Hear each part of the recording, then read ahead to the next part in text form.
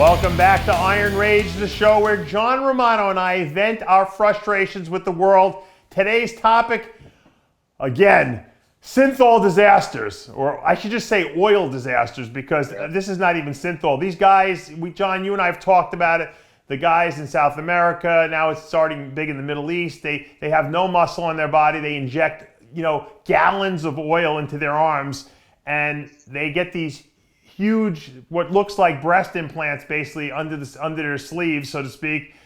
Now, the newest incident, I don't even remember this guy's name, to be honest with you. We have a picture of it. We could put it up there. The guy had to have his arm filleted open, and he went from these like 24-inch arms to like 11-inch arms. It's absolutely gross. What's wrong with society? John, what are people doing to themselves? It's the internet. It's social media. That's what these guys. It's a formula. Okay. These people are starving for attention, so they see these other synthol jerk-offs online.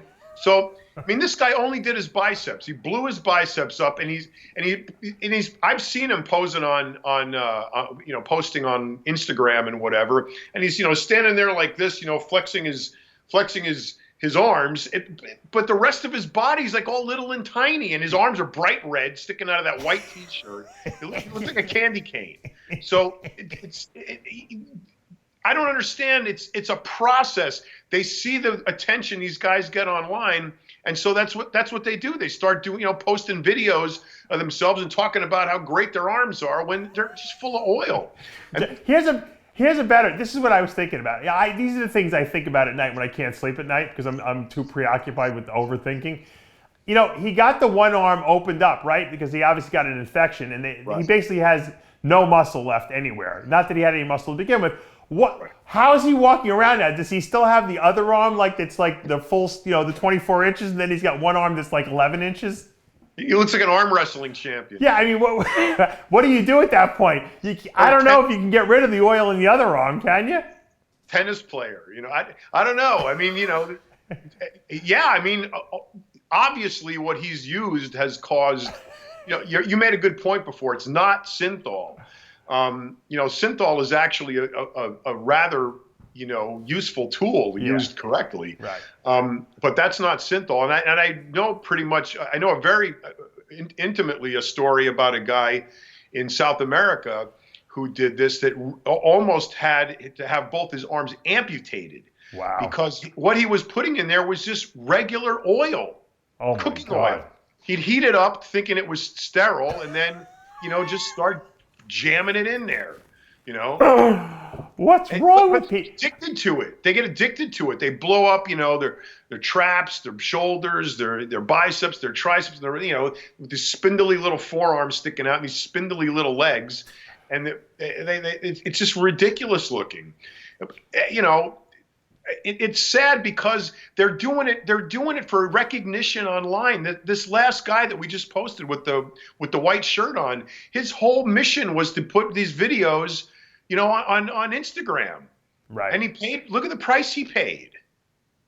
Yeah, he went. I guess he went back to the normal arm size that he had before that, because it doesn't. he had. If you look at his forearms, they've got to be 6 inches maybe around. See that scar down the middle of his. I mean, it was like you said, filleted open. They had to scrape all of that shit out of there. He's lucky. He's got his arm, like you said. That could have certainly led to an amputation, without a doubt. You got a rampant chain reaction of apoptosis, and you got cells dying all over the place. You're going to get gangrene and lose your arm. I gotta. They showed, there was one article, was one picture. I don't know if it was the one we had or not, of him with his girlfriend, or some girl at least, holding onto his arm, like she was all impressed. Like, if I was his girlfriend, wouldn't you say what the fuck are you doing? This is not hot or anything like this. This doesn't turn me on, the fact that you have a breast implant in your freaking bicep. It's actually worse than a breast implant, because there's no capsule. They're just shooting oil directly into the muscle belly, like a lot of these Brazilian girls do into their butts.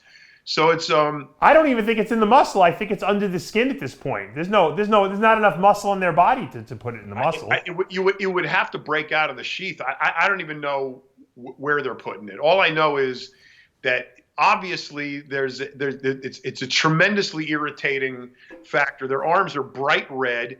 You know, they get infected. They're hot, red, infected. This is no way to walk around and think. And the odd thing is you create this invasive, procedure. You load yourself full of pathogens, toxins, and bacteria. You walk around with bright red arms indicating you got an infection, and you're flexing online thinking it's cool. I mean, what the hell? Where does that come from? It's like you got two giant pimples on your biceps that are just ready to pop at any moment. And loaded with pus and fluid, ready to just pop out. And look, that's what happened to Valentino, right? His arm exploded. They call the man with the exploding arms, right? Well, when you get an infection, that attracts the fluid to the site, and you get a tremendous influx of white blood cells to try to combat the infection. Which turns to pus. Yeah. And then you got that thing all filled up with yellow cottage cheese. And there's going to be like a new specialty now in medical school. It's going to be called oil removal, and it'll be a doctors that just basically drain oil and pus and crap out of people's fucking arms who are stupid enough to inject them up there. And you know what? I've seen some of the girls do it in their asses, and it's just as bad.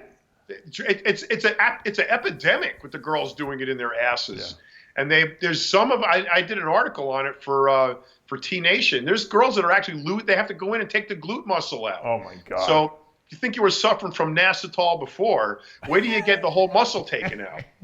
It's like the poor man's plastic surgery that people are doing out there, rather than being able to afford to get an implant, a real implant, or whatever the case may be. They're just going to the grocery store and seeing what could they pick up they could possibly utilize. I mean, there's no sterility, there's no science behind it. There's no knowledge of the physiology of the arm, of where you're going to put this stuff, and they just say, let's go home and do a science experiment on ourselves. I've never seen this. We're in an era now, John, and I blame it on the internet, where people are exposed to things that they never would have been even exposed to. They wouldn't have even known to do it. Like back in the day, steroids were underground because there was no internet. It was whispered about in the back of gyms. Right.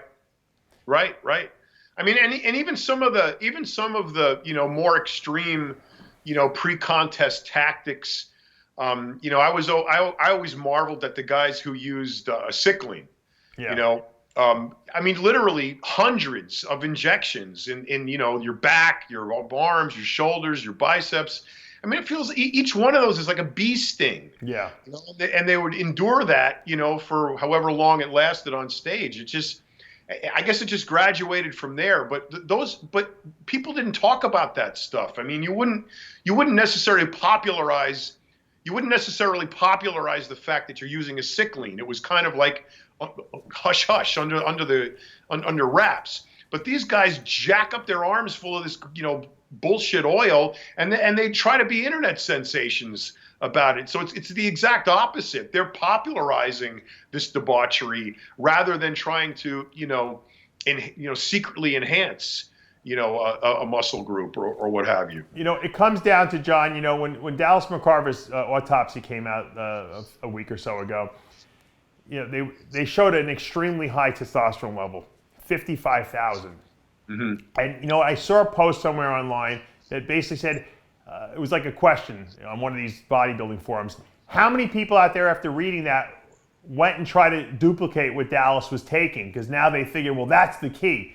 Knowing that it had a contributory effect on his death, how many people still try to do it? And that just goes to show you, I guarantee you people will see this guy's arms, they'll be like, oh, he just didn't do it right.